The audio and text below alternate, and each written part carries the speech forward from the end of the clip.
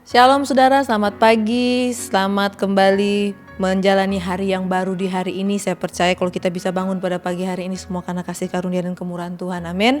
Artinya kita masih harus punya tugas yang harus kita kerjakan dan Tuhan masih memberi kita kesempatan. Baik, di hari yang baru ini kita akan sama-sama mendengarkan kebenaran firman Tuhan, sehingga firman Tuhan ini menjadi modal buat kita dalam beraktivitas sepanjang hari ini. Amsal 28 ayat yang ke-13 berkata, siapa menyembunyikan pelanggarannya tidak akan beruntung, tetapi siapa mengakuinya dan meninggalkannya akan disayangi. Tema khotbah saya pada hari ini adalah tentang menang atas intimidasi, saudara.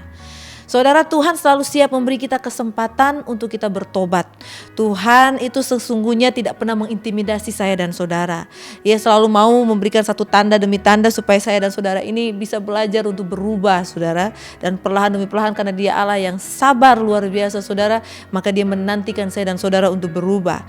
Pengkhotbah 7:20 berkata, sesungguhnya di bumi ini tidak ada orang yang saleh, orang yang berbuat baik dan tidak pernah berbuat dosa, itu enggak ada. Semuanya sama, saudara.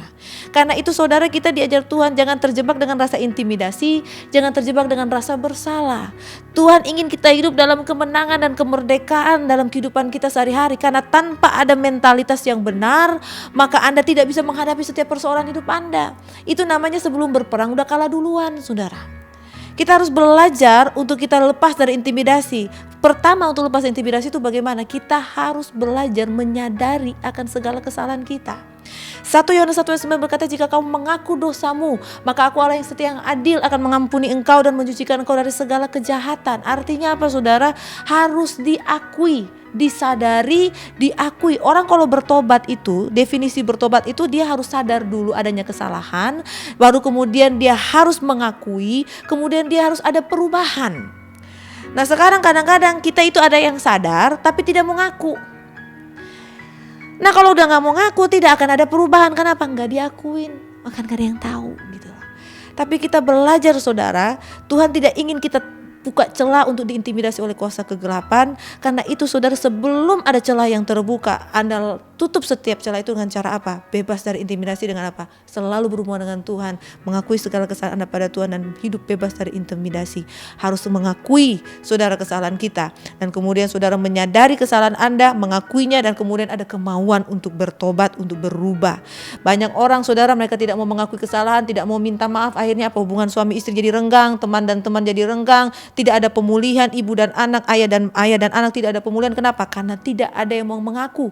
Semua bertahan dengan ego masing-masing. Tidak ada yang mau mengaku salah, tidak ada yang mau berdamai, tidak ada yang mau minta maaf. Tapi ketika kita mengakui, saudara, maka kita, apapun dosa kita, kesalahan kita, keeroran kita, saudara, itu bisa kita ubah. Kita harus belajar berubah. Kita jangan bertahan menjadi orang yang gagal, saudara. Kita jangan mau berputar dalam siklus yang buruk. Karena itu selalu belajar untuk jujur dan mengakui apapun yang menjadi kegagalan, kesalahan, dosa kita di hadapan Tuhan, dan izinkan Tuhan memulihkan dan mengubahkan kita. Hari ini, saudara, ketika kita keluar, kita mawas diri. Karena kalau kita mau bertobat, kita harus sadar akan adanya kesalahan. Yang kedua ada pengakuan, yang ketiga ada usaha untuk berubah. Karena itu, saudara, kalau kita mau diubahkan juga, hal yang perlu kita lakukan apa? Harus ada penundukan terhadap Roh Kudus dan mendisiplinkan diri, saudara, untuk belajar melakukan firman setiap hari dalam hidup kita. Mari kita berdoa. Bapa di surga, kami mengucap syukur kalau firman-Mu hari ini mengingatkan kami bahwa kami perlu hidup di dalam Engkau. Kami perlu, Tuhan, berjalan dalam Engkau. Dengan demikian kami terus berjalan dalam pertobatan. Dan dengan demikian, Tuhan, selalu ada kesadaran, ada pengakuan, bahkan Tuhan, ada perubahan yang kontinuitas dalam hidup kami. Apapun aktivitas setiap jemaat-Mu pada hari ini, Tuhan, sertai kami semua sehingga kami terus berjalan dalam pertobatan. Kami berjalan dalam jalan rencana kehendak Tuhan, sehingga Tuhan, kami tidak menjadi celah dimanapun kami pergi dan berada. Dalam nama Yesus kami mengucap syukur. Haleluya. Amin.